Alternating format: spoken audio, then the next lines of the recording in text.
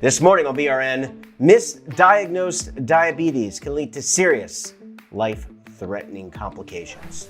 And joining me now to discuss this is Dr. Lisal Folsom of Norton Healthcare. Dr. Folsom, great to see you.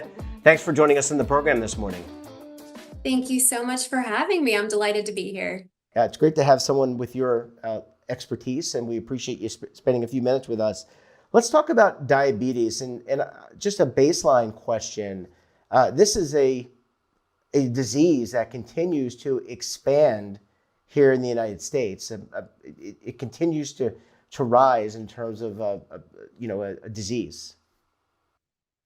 Yeah, absolutely. And I think something that we often talk about is the rising cost of healthcare.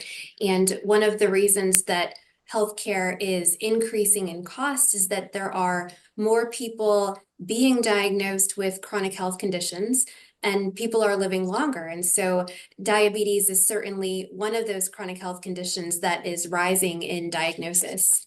Yeah, and look, I have seen the commercials, knowing your A1C.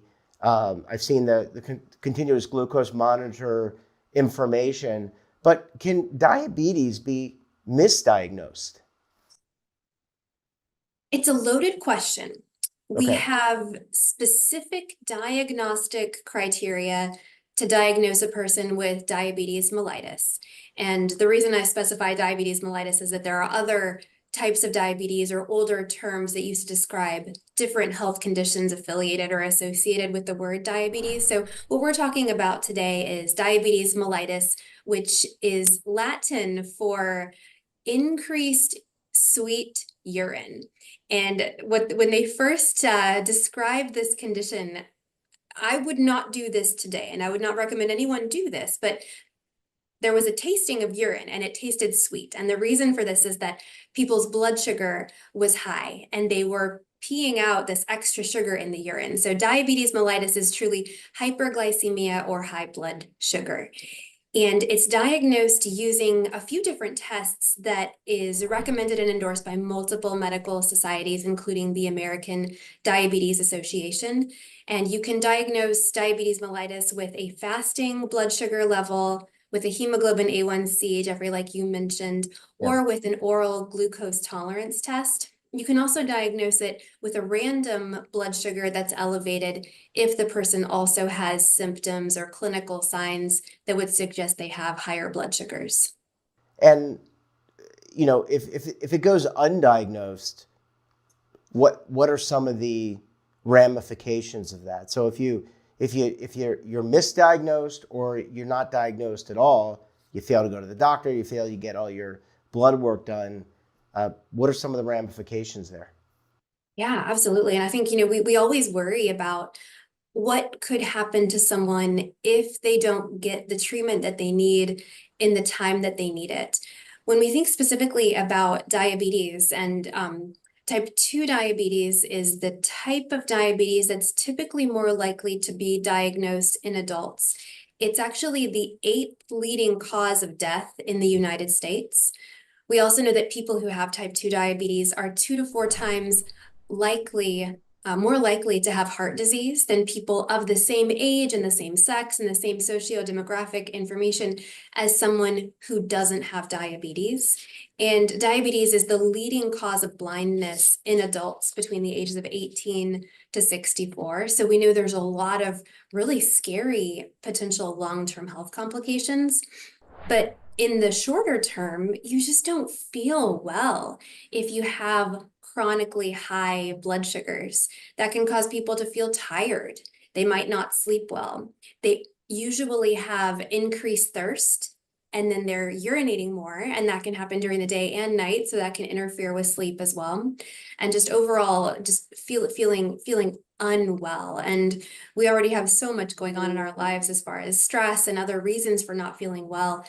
Diagnosing diabetes, if this is present, and starting treatment right away can help people feel better in the short term, as well as preventing long-term chronic disease. And these tests that you were discussing, the A1C, the forgive me, the hemoglobin, A1C, and some of the other tests, any general practitioner you go to, if you get your annual physical doctor, wouldn't they test for these markers? They most likely will. And the US has a set of health screening guidelines that typically primary care providers will follow, and that can include testing a A1C or a fasting blood sugar in patients who meet that criteria. Some reasons that they might want to test are age in general. If someone is 35 years old or older, it's good to think about testing for diabetes. If someone has a family history of diabetes, always a good reason to test. Or if someone has symptoms, then that would be another reason to screen for diabetes at your regular visit or in between. And in terms of behaviors, in terms of, I don't know if you can reverse this, but especially if it's you're predisposed because of a genetic trait or predisposition. But are there certain behaviors that we can do on our own that will minimize or lower our risk for diabetes?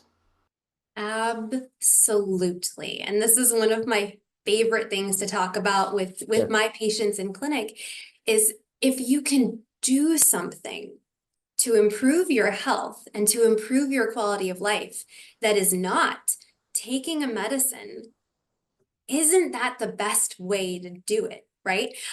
So lifestyle modifications or changes is my favorite way to lower someone's risk of getting type 2 diabetes. And I think we have to be pretty specific about what we're recommending because anybody can say, eat healthy and move more, Yeah. but what does that mean for the individual person? And so what I typically will recommend as far as movement is including at least 30 minutes, 5 days a week or more of physical activity in your day. And then as far as nutrition, really focusing on a whole foods, plant forward nutrition plan.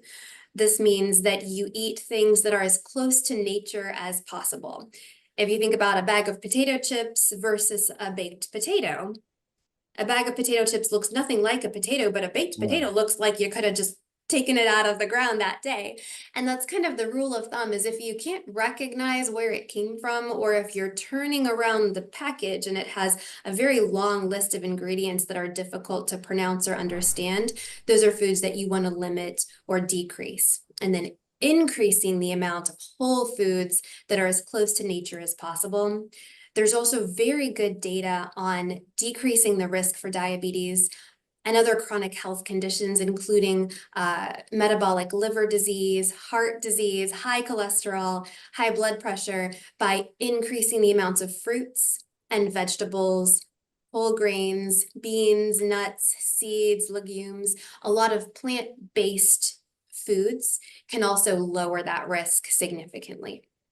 And you mentioned 5 days a week of 30 minutes or more of exercise. Do I need to run a marathon, do wind sprints, or become a power lifter, or can it be as easy as walking for 30 minutes to an hour?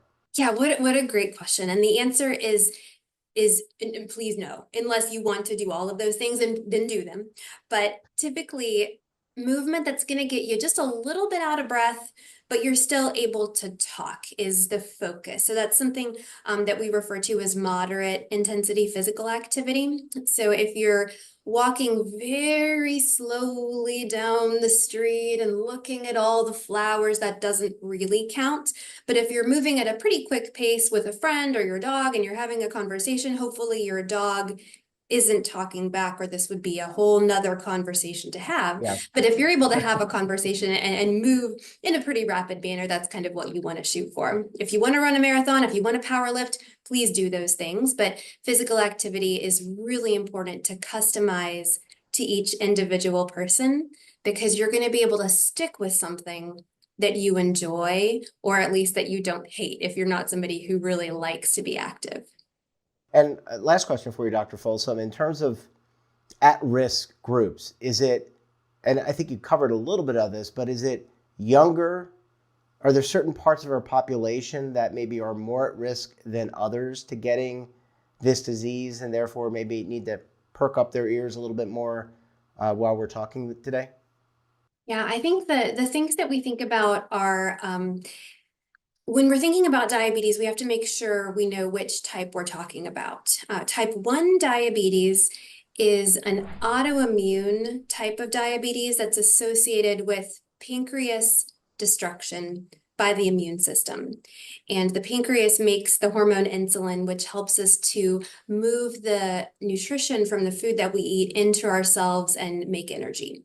That type of diabetes is the most common type of diabetes in children and young people. About 95% of diabetes in kids is type 1 diabetes. Type 2 diabetes, and that's typically the type of diabetes that we screen for as adults, is going to be more common the older we get.